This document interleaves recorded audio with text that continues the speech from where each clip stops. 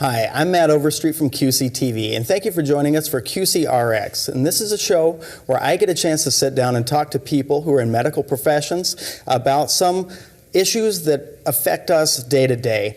And joining me in the studio today is Dr. Eric Barth, a pediatrician at Allina Health Clinic in Ramsey, and we're going to be discussing vaccination. Also with me today is Steve Robertson, Supervisor of Spiritual Care, Bereavement, and Volunteer Services at Allina Health Hospice, and he's going to be talking to me about dealing with death and dignity. And finally, Barb Brower is going to be with us, who is a registered dietitian for Penny George Institute for Health and Healing, Allina Health. And she's going to be talking to me about health problems in an overweight society. Thank you all for being with me today. Thanks for having us. To vaccinate or not to vaccinate. As a broad stroke for our viewers, could you tell us all just briefly what a vaccination is? A vaccination is a means of trying to stimulate the body's immune system to respond to a disease and then fight it off without actually contracting the disease itself. And nowadays, the vaccines are much more sophisticated and usually involve just tiny proteins, for instance, from a bacteria or from a virus that will be just enough to stimulate the immune system, but have very little in the way of side effects. And of course, the goal is to try and avoid the actual disease itself. We're talking about avoidance of the disease. Ultimately, could we say that the goal is eradication?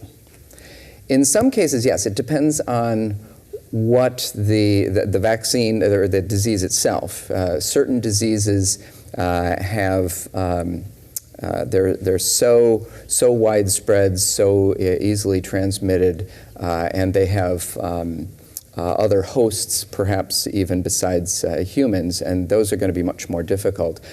Smallpox, for practical purposes, has been eradicated because humans are the only host, and we were able to eradicate that disease. How long has humankind grasped the concept of the vaccination? What are some of the earliest known vaccines that we've been making? Right. Well, it wasn't too many years ago. It was 1798 was when Edward Jenner developed the first vaccine against smallpox, and for decades after that, the progress was very slow in terms of developing new vaccinations.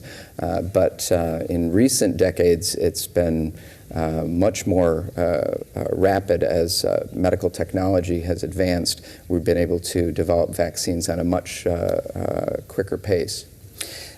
Transitioning then, as you were saying, into more modern times, what are some of the most commonly used vaccinations? Diphtheria, tetanus pertussis, measles, mumps, rubella, polio. There's a bacteria called Hib, Haemophilus influenza type B, that's actually a bacteria, and pneumococcus and other bacteria. Both of those can cause serious illnesses like meningitis and pneumonia in young infants. Also, more recently, we've developed a vaccine against some viruses. There's a virus, the rotavirus is a virus that can cause severe diarrhea and dehydration in babies, and we now have a vaccination to prevent that. And then also most recently, I guess, there's a vaccine against the human papillomavirus, which is a virus that is associated with certain forms of cancer, including cervical cancer in females and penile cancer in males. So that was a big step forward, because that was the first vaccine that's been developed that actually can prevent cases of cancer. It seems to me like in more recent times, there appears to be a growing trend for people to come out and take a stance toward anti-vaccination. Where does this come from? Well, I like to say that we're a victim of our own success, because vaccinations are one of the greatest medical achievements in the last 100 years. All the diseases that we've been able to prevent, and we've been so successful at reducing the rate of those illnesses that people no longer remember what it was like. Now, I've been around long enough that I remember as a resident seeing lots of kids who would get admitted to the hospital with meningitis, which is an infection involving the coverings of the brain and the spinal fluid, a very serious infection with the Hib bacteria or the pneumococcal bacteria. We routinely would see kids with fevers in the emergency room, and we'd be doing spinal taps, and we'd be admitting young babies with meningitis. Well, because that's much, much less common, people are much less anxious about that. I'm also old enough that, well, at least my parents, when I was young, my parents would have had some hesitation about sending me down to the public pool because of the risk of catching polio. All right? Well, nowadays, we just don't see polio, and so because of that success, people are much more careful about being willing to accept vaccinations, and much more unwilling to accept any risks, because they don't see the diseases. Absolutely. Just to kind of wrap up here, can we kind of take a look at what a picture might look like if the anti-vaxxing trend could continue? Well, the concern, we've already seen it in a way, because there have been places in the country and around the world. For instance, in Britain, there was a time when they stopped doing measles vaccination, and sure enough, measles came back. And more recently here in the U.S., where there was a lower rate of vaccination against pertussis in California, and pertussis came back. And while it is true that for many of these illnesses, the child will get over them, but there's a rate of mortality with a lot of these illnesses. Mortality, meaning that kids can die, a small percentage of kids can die. And so that's the risk, is that many of those diseases are going to come roaring back if we don't continue to vaccinate. So I would then guess that it's safe to say that, in general, the medical profession's opinion is that we should probably continue with our vaccination. Absolutely, and try to keep it up at a rate where we develop what's called herd immunity, and it protects those few among us who perhaps can't get vaccinated because they have a medical condition which prevents them from being able to take a vaccination. We want to protect those people, and the way we do that is with what's called herd immunity, where enough people are vaccinated so that the transmission of an illness, be it a bacteria or a virus, gets interrupted because it runs up against vaccinated people. Well, thank you so much, Dr. Barth. We're going to take a short break, more when we return.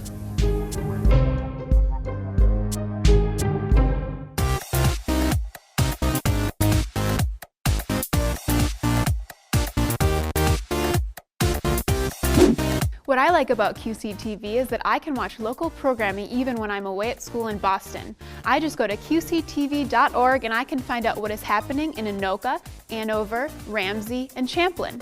This summer, I will get to see local graduations, parades, and community events. Thanks, QCTV! Want to know what is going on in your city hall? Watch News and Views. Catherine, Corey, Noah, Matt, and Leslie will keep you informed and up to date on city activities.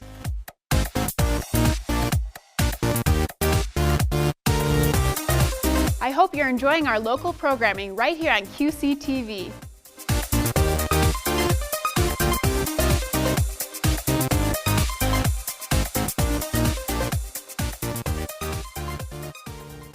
So Health Power Kids was designed by health experts at Allina Health to really address community need of childhood obesity. And knowing that we do a community health needs assessment every 3 years and look at topics across our service area to determine what are some top public health priorities. And obesity and mental health came to the top. And so this is one strategy that we've developed. We're looking at dietitians, exercise physiologists, and nurses to help us create resources and programs for teens and youth across our service area.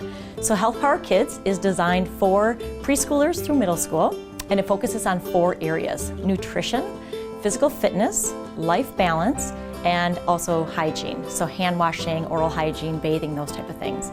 And so the lessons on the website are provided free of charge. All you have to do is go to healthpowerkids.org, and once you're there, you can look at materials and resources and activities. The health topics range to anything from hot topics of gluten-free allergies to concussions. Some of those pieces are built in there.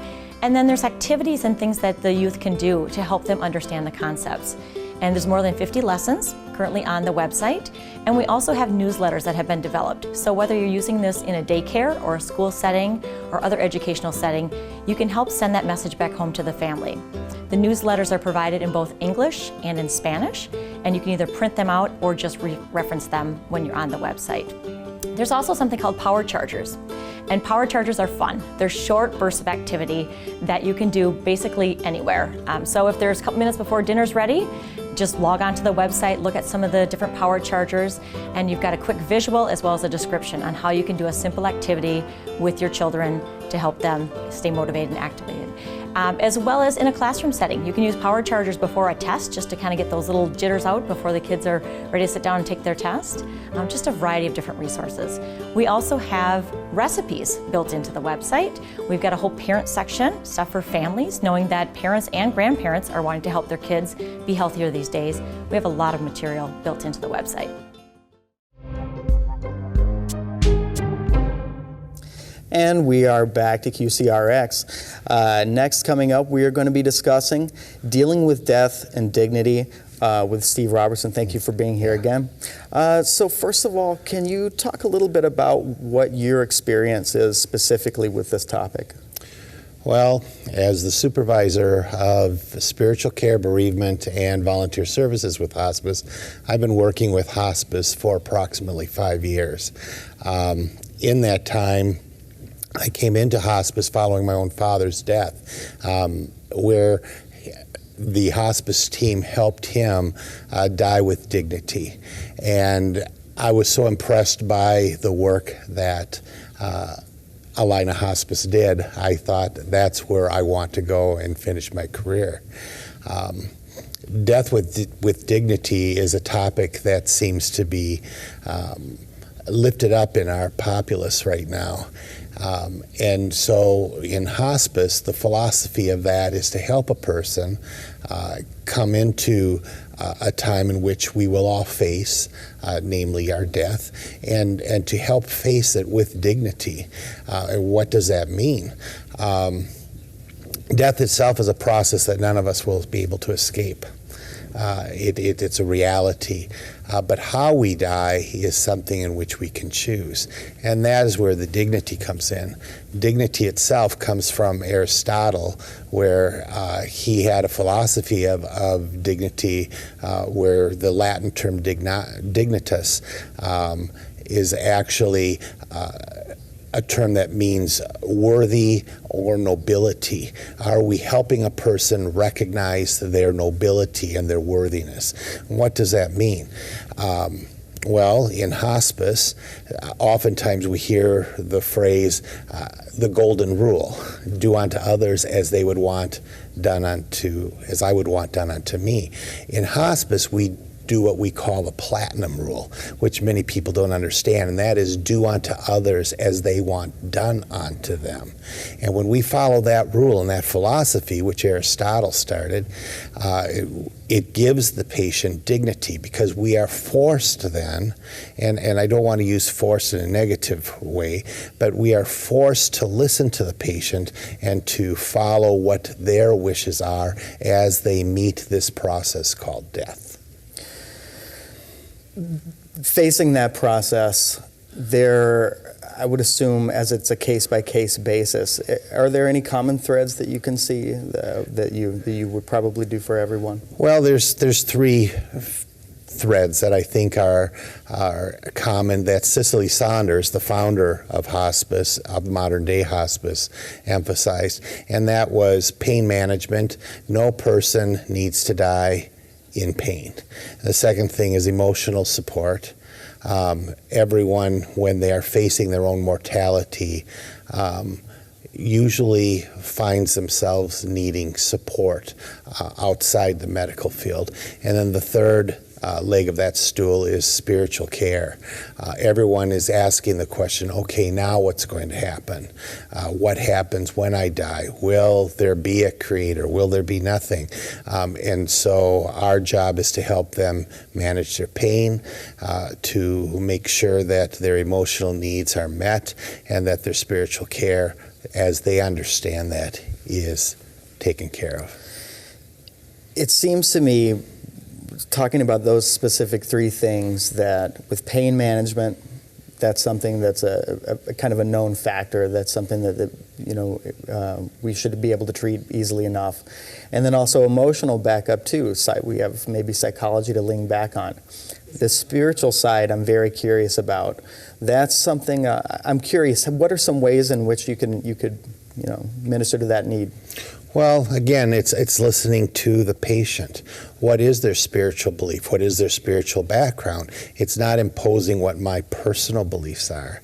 It's helping them understand what they believe and come to terms with their own mortality and what their belief system is, and to walk through that journey so that when that time comes, they have what we call a good death. Mm-hmm. Let's talk about hospice in general. Can anybody get hospice care? Yes, that's a misunderstanding many people have. Many people think that hospice is expensive. Hospice is a Medicare benefit that was enacted by President Reagan back in the 1980s. And so it is a benefit that we pay into with every check. When you look at your FICA, that's going right into Medicare, and that's a benefit all of us as citizens have in this country when that time comes for us. And that's for anyone 65 and older. Anyone that's 65 and younger, 99% plus insurance companies cover the hospice benefit. So we know that anybody can receive that sort of service. Everyone can. Everyone can receive that sort of service. And then do we have the facilities to actually be able to do that? Well, hospice is where the patient is. So hospice itself may be at a patient's home. It may be at a skilled nursing facility. It may be in a hospital where a patient can't be moved. It may be in a hospice home in which a person goes to live their last days. But that's up to the patient, up to the family, where that location will be. Hospice comes to the patient. It's not a patient coming to hospice. And did you have any final thoughts that you wanted to leave us with on the subject? I think that hospice is one of the greatest gifts that this nation gives its citizens. And I would encourage everyone when that time comes to consider that option. Well, thank you so much, Steve. I really appreciate it. We're going to take another break. More when we return.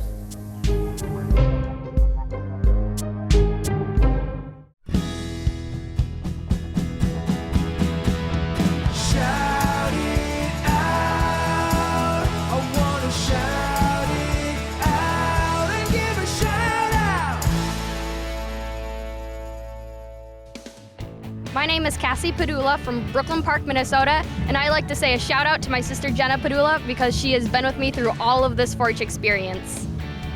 I'm Ann Lockey. I'm from Oak Grove, Minnesota, and I'm doing a shout out to Courtney and JoJo, my future roommates. Hi, I'm Erin Lockey. I'm from Oak Grove. I'd like to give a shout out to Sarah Lockey, the twin sister. We're always competitive and always going at each other.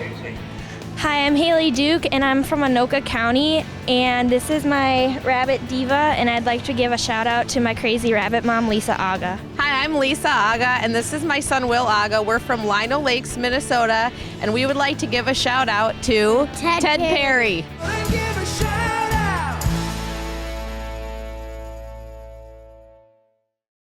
So teens are under incredible amount of stress these days. And so we have created a website, changetochill.org, to help them identify stressors and learn some strategies that will help them manage the stress. Statistics today are showing that teens actually have equivalent levels as adults, if not higher. And so it's not often noticeable until you actually realize the teen might not be sleeping well at night, they're maybe not doing as well in school and homework. And so by identifying those and help them address the issue before it becomes a problem of depression or anxiety is really helpful. When you get to the Change to Chill website, you'll see that there is guided imagery, there is meditation, various deep breathing activities. So there's things that you can both watch as videos on the website and learn how to do the different strategies, actually see what it's like for a teenager to go through a stress test. Our bodies respond incredibly to stress, physiologically and mentally. And many of us think about stress, just how it quickly affects our body. But if we can help identify those stressors, it can help our breathing, it can help our sleep, it can help our day-to-day lives. And so by using the resources on Change to Chill and just navigating through the website, it is just step-by-step on how teens can identify with those stressors and actually use some tangible pieces to help them improve their lives. In working with our teen focus groups, we were asking them how do they use some of these different strategies and pieces in their daily life. And guided imagery is one that many track athletes actually have used. And just taking the concept and running it through their head, so whether they are doing the hurdles and the meet is in just a couple days, deep breaths, relax, and take it through that whole sprint and over the hurdles can actually improve the outcome of their race. Change to Chill is an ever-changing website. Right now it's a great platform. There's a lot of content on there, videos and short audio pieces, as well as activities that you can do. But we're always adding to it and welcome the feedback from our local users to find out more what is helpful to them. The site is also mobile friendly. So if you find the meditation video helpful, it's only 4 to 5 minutes. You can also listen to it and help relax at any time or any place you're at. Change to Chill is a resource for you.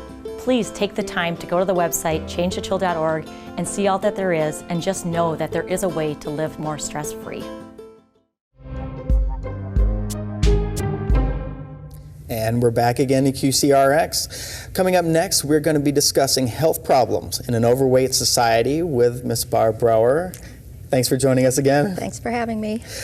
Barb, is it safe to say that there is an increasing weight problem in the United States? Yes, all you have to do is walk out into any store and it's pretty obvious nowadays. Loaded question. Right. Well, but this wasn't always the case. What could we say it is about our modern life maybe that's different than even 50 years ago that to make this such a big problem now? Well, if we think back 50 years ago, I can reflect back in my own life. We walked to school. We weren't involved in all the activities that kids or parents have their children in nowadays. We didn't have the convenience foods where we could grab. I remember when McDonald's first came out and thinking it would be wonderful to have a hamburger from McDonald's when we'd come up to the Twin Cities, only to be disappointed the first time I tried that. But it's the convenience and our busy culture has really contributed to the obesity epidemic. Yeah, wouldn't it be great to have one on every block? And now there is. As our habits change from generation to generation, it seems as though the children are receiving the inheritance of this, what you just spoke about. Are they at more risk than adults? They are, and they're also a product of their environment. So if the adults aren't taking care of themselves from an exercise, nutrition, health, and stress standpoint, they're not being the role models to the children. And so then a lot of that is now falling onto our educational system. And there's some controversy as to who's really responsible for teaching our kids those skills. Can maybe we go into a little more detail about that controversy? Definitely. So my belief is that good nutrition needs to start at home, but what I'm finding evident more and more is that a lot of parents either don't have the time or don't have the knowledge to teach that good nutrition. So if the parent doesn't know how to prepare 3 good meals, if they don't know how to cook a meal, it's not going to be reflected on the children. Or, I mean, it is going to be reflected on the children. They're not going to get the advantage of what nutrition is. And we're a society that focuses more on weight. We don't focus on what are you getting out of your food that's going to protect you, where food is medicine. Just briefly now, in a moment, I want to ask you about some health hazards, but what is it about, you mentioned these convenience foods, what is it about them that is more harmful to us than maybe things that, you know, we ate 50 years ago? Well, we used to eat more whole foods, and there's a push going back towards more whole foods or a clean diet, where when things are processed, you have a lot of added salt or sodium, sugar, you may have more processed carbs, not the high quality of protein, and there's a lot of additives and preservatives and artificial colors and flavors that I think we're now beginning to realize what a toll that takes on society, some diseases that are being affected by that, and it's like, now what do we do? People are used to this quick, easy stuff, and it's not always what's the healthiest for us. And so maybe when we first started implementing these quicker and easier ready-made things, seemed like a great idea, and now that we're a little further down the line. Right, and some of it's also the marketing with our big corporations as far as how they make their food dollar and how our economy functions also. Absolutely. Well, now let's talk about some health hazards. What are some health hazards that obesity can lead to? Well, there's the top 3 or 4 as I see it. Diabetes, heart disease, high blood pressure, and then for some people it falls into a number of different diseases, whether you have sleep apnea from being overweight, and not everybody who with sleep apnea is overweight. I don't mean to make that connection. Well, potentially. But it's a possibility that it can contribute to it, and we know stress and sleep are not diseases as such, or lack of sleep, but that they do contribute to a person's overall health and well-being. Overall health and well-being. And can you comment on some of the more recent treatments for obesity that maybe not so savory here, like such as liposuction, gastric bypass, these sorts of things? There's some fly-by-night outfits out there. There's some quick and easy, how many pounds can you lose in a certain amount of time, and I can let you know if you lose a lot of weight and you get down to a lower level, you need to maintain that level for a year so your body gets used to it.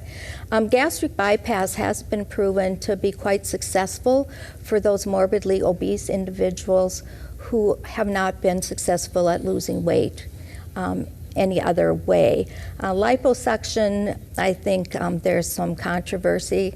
I know individuals who have had it and said, well, it just comes right back. With anything, you need to change your whole makeup of your life with exercise and your food choices. So it's a quick fix, but overall we're thinking it's probably a more long-term strategy is probably necessary to maintain. Right, and the gastric bypass surgery, I wouldn't even say is a quick fix, because it alters how you can tolerate food for the rest of your life, depending which procedure you have.